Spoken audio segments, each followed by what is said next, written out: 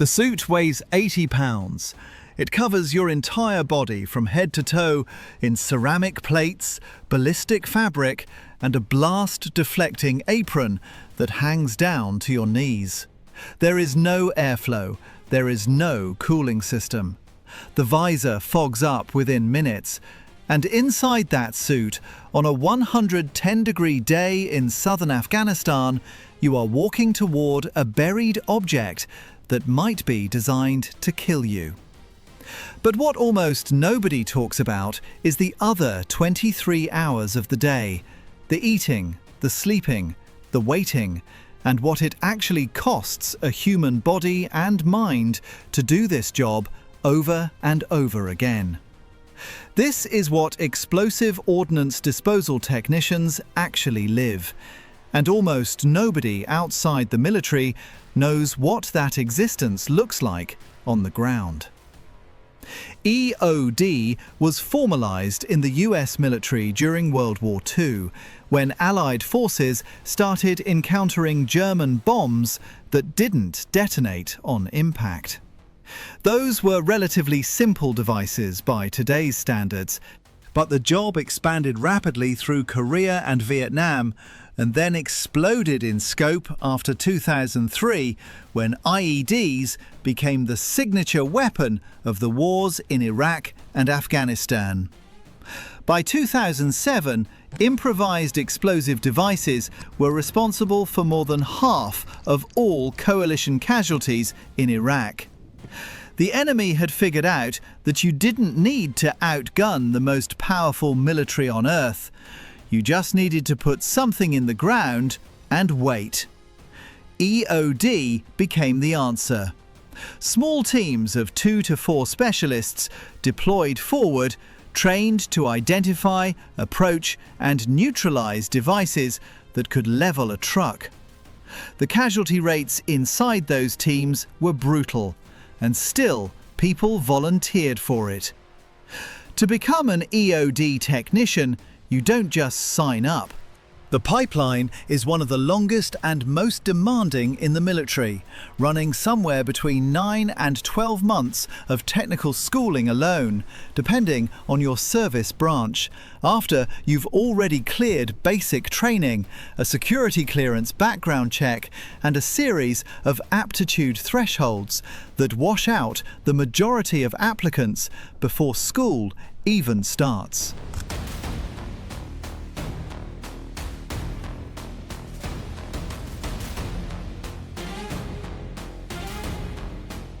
Navy EOD candidates go through basic underwater demolition/SEAL training first, the same course as SEAL candidates. Army EOD runs its own demanding selection. Everyone ends up at Naval School Explosive Ordnance Disposal in Eglin, Florida, where the technical curriculum covers hundreds of devices, from World War II-era munitions to homemade peroxide-based explosives to military-grade anti-tank mines.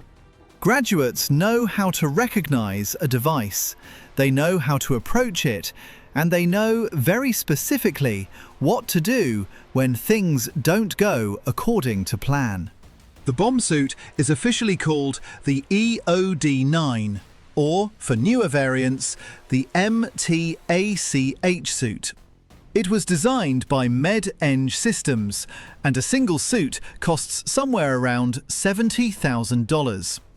That price exists because the engineering problem is genuinely brutal. You need something that can absorb a blast wave, defeat fragmentation traveling at several thousand feet per second, protect the face and neck against overpressure, and allow the person inside it to actually move and work. The apron extends down past the knees. The collar rises above the chin. The helmet integrates a visor with a built-in fan and communication system, and the whole assembly is designed to deflect the primary blast energy upward and away from the vital organs. But the suit does not make you invincible. It improves your odds against certain devices at certain distances. Against a large enough charge, placed correctly, the suit won't matter. EOD technicians know this. They wear it anyway, because improving your odds is better than the alternative. And because in this job, confidence and clarity matter as much as body armor. The physical reality of working in that suit is something that takes deliberate management. Core body temperature can climb fast, particularly in the Middle East during summer operations. The military's research into heat illness and performance degradation found that cognitive function starts declining before a person feels critically impaired, which creates an obvious problem for someone trying to make precise technical decisions while sweating through their base layer in triple-digit heat.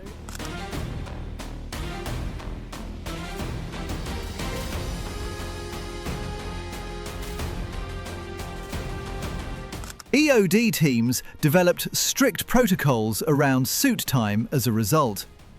Most units cap continuous wear at 30 minutes in high-heat environments, before mandating a cool-down period. You come out of the suit, you get fluids, you get into shade or air conditioning if it exists, and someone is watching your demeanour, because heat-induced confusion doesn't announce itself clearly to the person experiencing it. The person walking toward the device is called the number one. The person providing security, managing communications, and watching the number one from a safe distance is the number two. In theatre, EOD teams frequently embedded with infantry or marine units, which meant the team's survival also depended on the grunts around them maintaining a perimeter. That relationship between EOD and the combat arms units they supported was its own culture. Infantry units that didn't trust their EOD team, or EOD techs who didn't trust the infantry to hold the line, created dangerous conditions beyond the device itself. Sleep inside an EOD deployment looks nothing like what most people imagine military life to be. Forward operating bases in Iraq and Afghanistan ranged from large, relatively developed installations with chow halls and gyms to tiny patrol bases that were essentially a collection of HESCO barriers and plywood. At the smaller positions, EOD teams operated out of what they had. You slept when there were no calls. Calls came at any hour, because IEDs don't follow business schedules. And a device found at 2 in the morning still needed to be cleared before the supply convoy rolled through at first light. The teams that functioned best figured out sleep rotation early, making sure at least one person was rested enough to lead an approach at any given time. The teams that didn't figure that out ran on adrenaline and caffeine until they started making small mistakes. And in this job, small mistakes have consequences.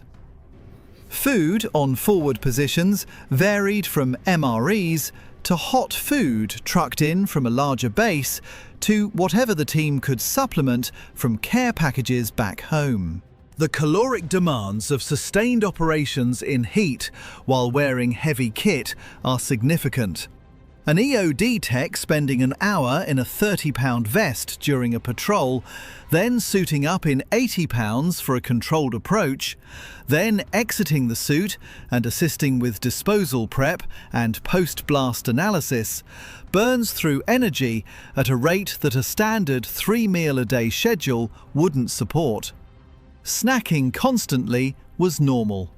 Protein, easy carbs, anything that didn't require refrigeration. Coffee was a universal constant, not for the ritual of it, but because sleep-deprived teams needed to stay sharp, and caffeine was the most available option. If you want more stories like this one, go ahead and subscribe. We cover military history and the realities of ground combat every week.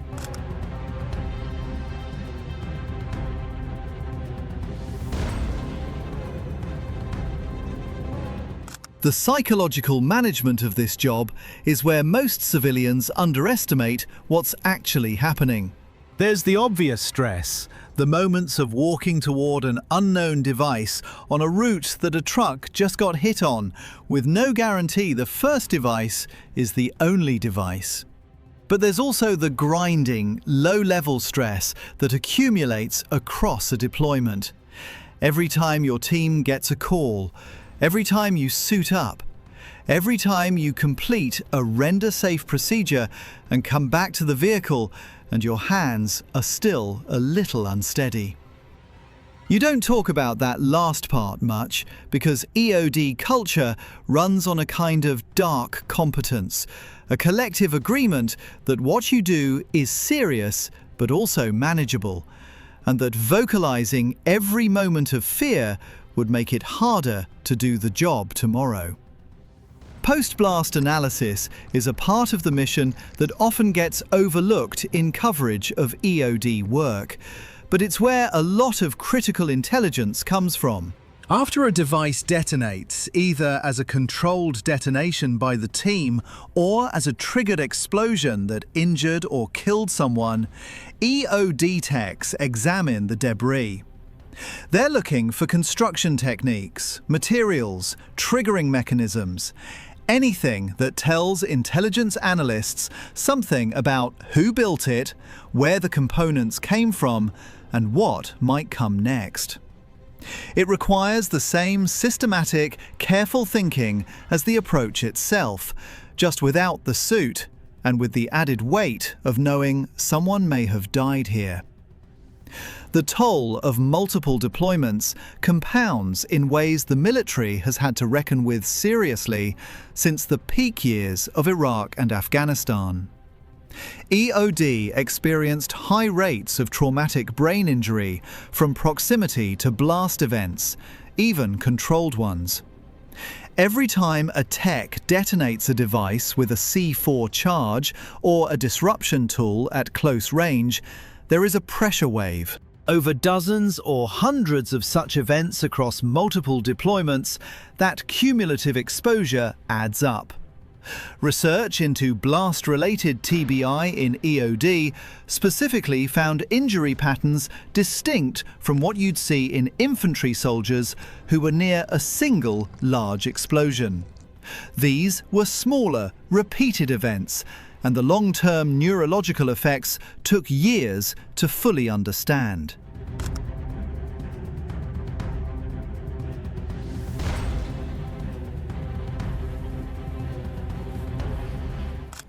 The people who stay in EOD for a full career develop a relationship with risk that most people never have to form. It's not that they stop feeling it, it's that they build an internal framework around it, a set of procedures and checklists and professional habits that give them a reliable structure to operate inside, even when the situation is genuinely dangerous. The render-safe procedure isn't just a technical process, it's a psychological tool. It tells you what to do when your brain is trying to run the catastrophe scenarios. You focus on the step you're on, and you do the step correctly, and then you move to the next one. That framework doesn't disappear when the deployment ends. EOD veterans tend to carry it into civilian life, sometimes productively, sometimes not. The precision that makes a great EOD tech, the intolerance for ambiguity, the compulsive double-checking, the calibrated risk assessment, those traits function differently when the thing you're managing isn't a pressure plate EOD, but a contractor who didn't finish the drywall. Some adapt smoothly, others take longer. What doesn't disappear is the knowledge that they did something most people never will, and never will have to. That on a dirt road in Helmand Province, or outside Fallujah, or on a dusty stretch of Route Tampa, they walked toward the thing everyone else was walking away from, in a suit that weighed as much as a high school linebacker, and they figured it out. That's the job. That's what it takes to do it. And that's what the 80 pounds feels like from the inside. There's another one on screen if you're not done yet.